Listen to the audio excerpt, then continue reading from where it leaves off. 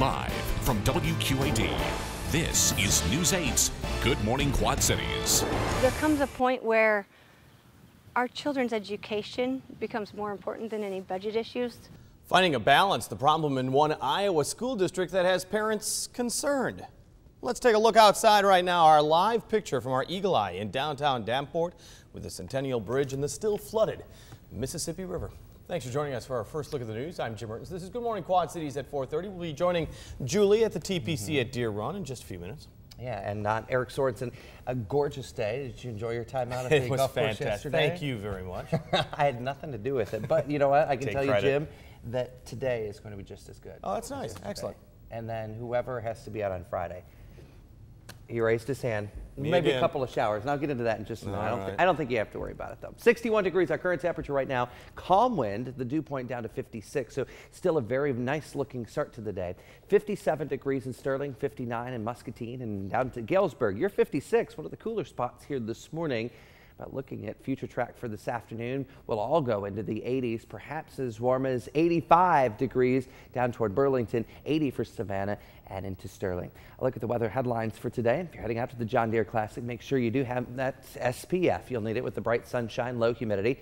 Small storm chance for tomorrow. We'll get into that and a potential for severe weather this weekend. More coming up. All right. Thanks, Eric. Police in northeast Iowa searching for a man suspected of abducting 3 young girls who were later found safe, but their mother was found dead in Lynn County. It's developing news on Good Morning Quad Cities. KCRG-TV is reporting the woman was found yesterday morning in Walker, Iowa. That's just south of Waterloo.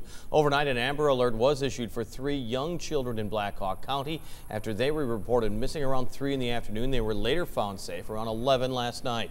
Police say the suspect, 36-year-old Sean Hogan, is still at large and is considered dangerous. 6'3", 250 pounds, last seen driving a red 4-door Pontiac Grand Am.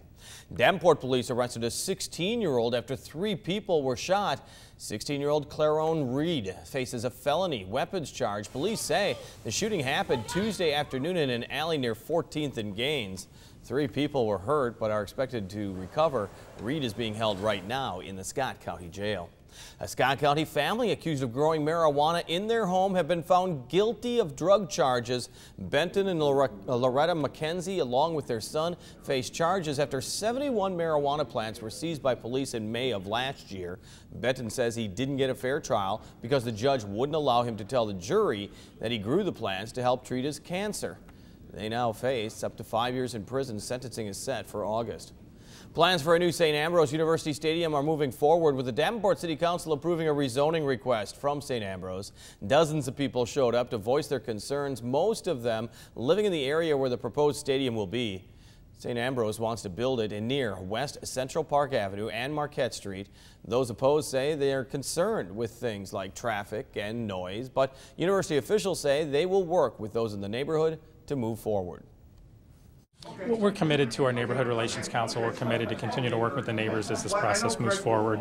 We'll stay in contact with them, and if we can, we'll work together with the city and the neighbors to address any concerns. University still needs approval from the city to build the actual stadium. A group of neighbors opposed to the plan say they have already hired an attorney to help them fight the building of that stadium. Demolition will start by the end of the month at Rock Island's Watchtower Plaza. The strip mall being torn down to make way for a possible new Walmart store. Fencing now going up to get ready for this demolition.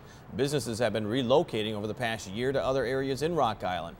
Earlier this year, the City Council approved tax incentives for developers at the site, but no word when Walmart could start building.